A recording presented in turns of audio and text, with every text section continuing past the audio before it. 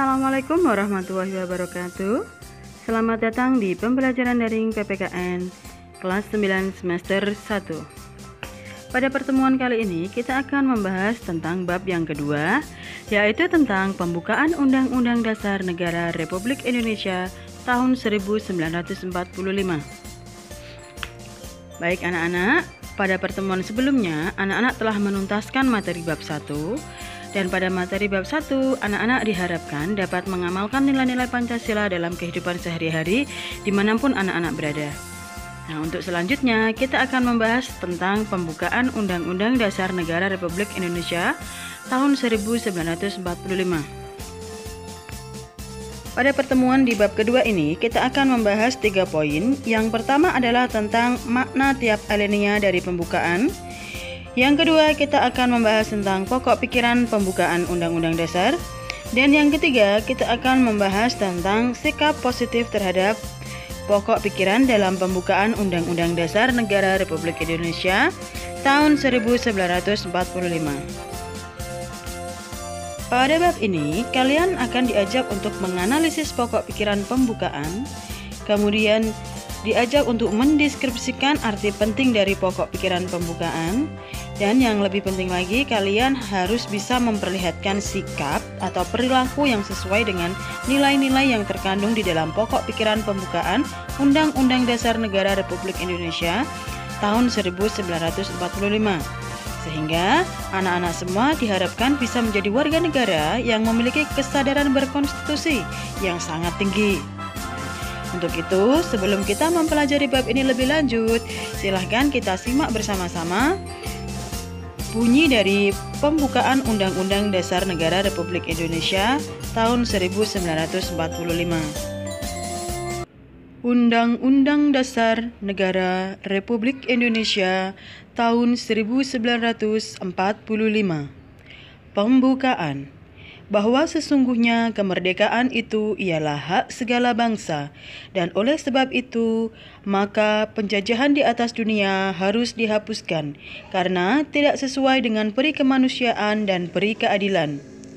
Dan perjuangan pergerakan kemerdekaan Indonesia telah sampailah kepada saat yang berbahagia dengan selamat sentosa mengantarkan rakyat Indonesia ke depan pintu gerbang kemerdekaan negara Indonesia yang merdeka, bersatu, berdaulat, adil dan makmur.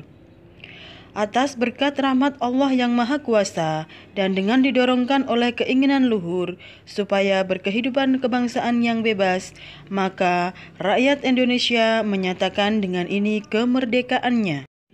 Kemudian daripada itu, untuk membentuk suatu pemerintah negara Indonesia yang melindungi segenap bangsa Indonesia dan seluruh tumpah darah Indonesia, dan untuk memajukan kesejahteraan umum, mencerdaskan kehidupan bangsa, dan ikut melaksanakan ketertiban dunia yang berdasarkan kemerdekaan, perdamaian abadi, dan keadilan sosial, maka disusunlah kemerdekaan kebangsaan Indonesia itu dalam suatu Undang-Undang Dasar Negara Indonesia yang terbentuk dalam suatu susunan negara Republik Indonesia yang berkedaulatan rakyat dengan berdasar kepada ketuhanan yang Maha Esa, kemanusiaan yang adil dan beradab, persatuan Indonesia, dan kerakyatan yang dipimpin oleh hikmat kebijaksanaan dalam permusyawaratan perwakilan, serta dengan mewujudkan suatu keadilan sosial bagi seluruh rakyat Indonesia.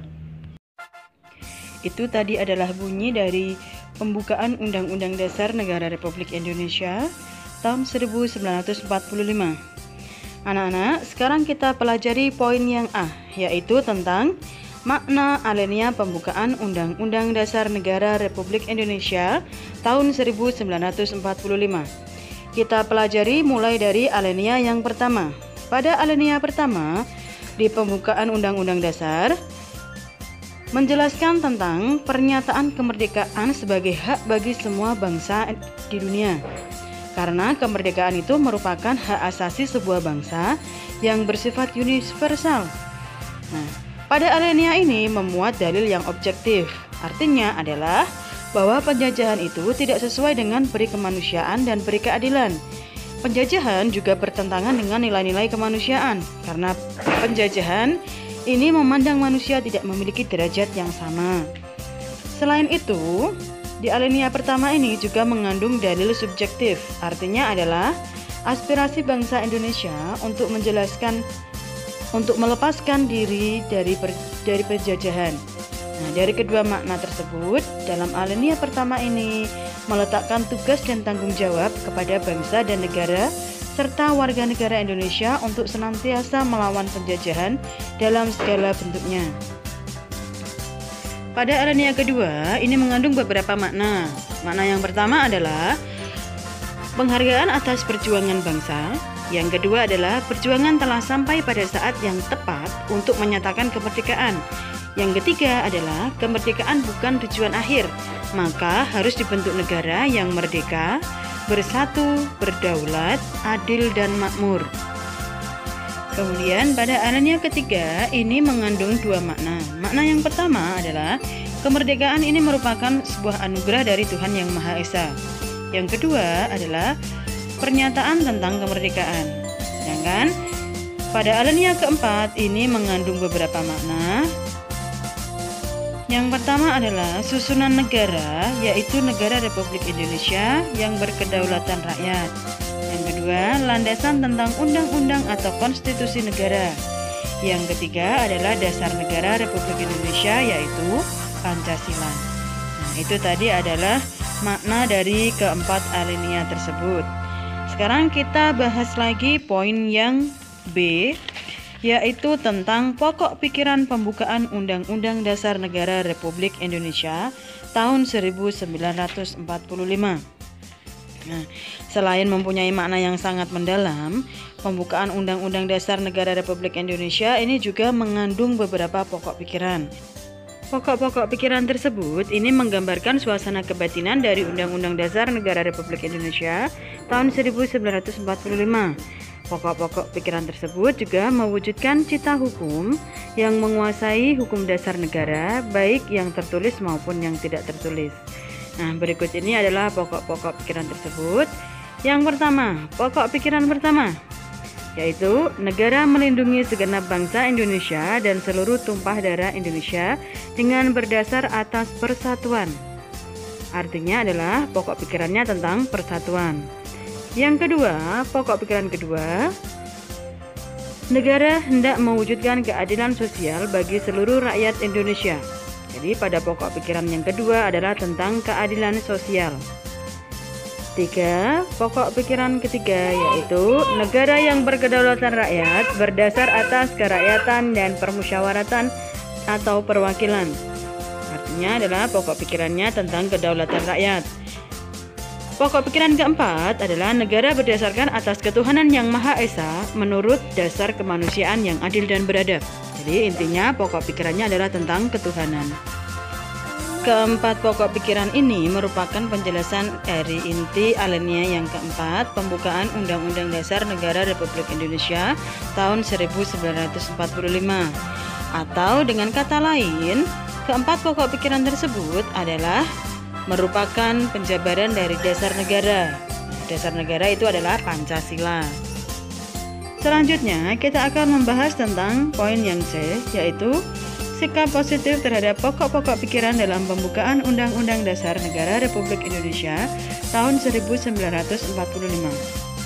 Baik anak-anak, dalam Undang-Undang Dasar Negara ini di samping memuat aturan pokok yang diperlukan bagi negara dan pemerintah, ini juga berisikan tentang dasar falsafah dan pandangan hidup bangsa. Dasar falsafah bangsa dan pandangan hidup bangsa tersebut ini telah berakar dan tumbuh berabad-abad lamanya di dalam kalbu dan sejarah bangsa Indonesia, dan telah ditempa dan diuji melalui perjuangan yang panjang dan pengorbanan. Sudah menjadi tugas kita bersama, termasuk kalian anak-anak sebagai pelajar sekaligus generasi penerus perjuangan bangsa, untuk tetap mempertahankan kelestarian pokok-pokok pikiran dalam pembukaan Undang-Undang Dasar Negara Republik Indonesia tahun 1945, sehingga tidak hanya menjadi rangkaian kata-kata luhur tanpa menjadi pandangan hidup dalam kehidupan bermasyarakat, berbangsa, dan bernegara. Untuk mempertahankan pokok-pokok pikiran dalam pembukaan Undang-Undang Dasar Negara tidak hanya dilakukan dengan tidak merubahnya, namun Yang tidak kalah penting adalah dengan cara mewujudkan pokok-pokok pikiran dalam pembukaan Undang-Undang Dasar Negara Republik Indonesia tahun 1945 di dalam kehidupan bermasyarakat, berbangsa dan bernegara. Setiap lembaga negara, lembaga masyarakat, dan setiap warga negara ini wajib untuk memperjuangkan pokok-pokok pikiran tersebut menjadi kenyataan. Nah, ini ada contoh. Misalkan pokok pikiran yang pertama adalah tentang persatuan. Sikap positif yang dapat ditampilkan meliputi beberapa lingkungan. Yang pertama contohnya misalkan di lingkungan keluarga, bisa dengan cara hidup rukun dengan saudara. Kemudian di lingkungan sekolah, bisa dengan cara ikut serta dalam belajar kelompok. Kemudian misalkan ada di lingkungan masyarakat, ini bisa ikut serta dalam kegiatan kerja bakti atau bersih lingkungan. Kalau di kehidupan atau di lingkungan bangsa dan negara, ini bisa dengan cara menggunakan bahasa Indonesia dengan baik yang benar.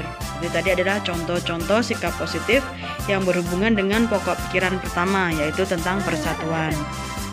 Baik anak-anak, materi hari ini sudah selesai. Semoga materi yang disampaikan hari ini bermanfaat dan anak-anak bisa mengambil sikap positifnya. Cukup sekian. Assalamualaikum warahmatullahi wabarakatuh.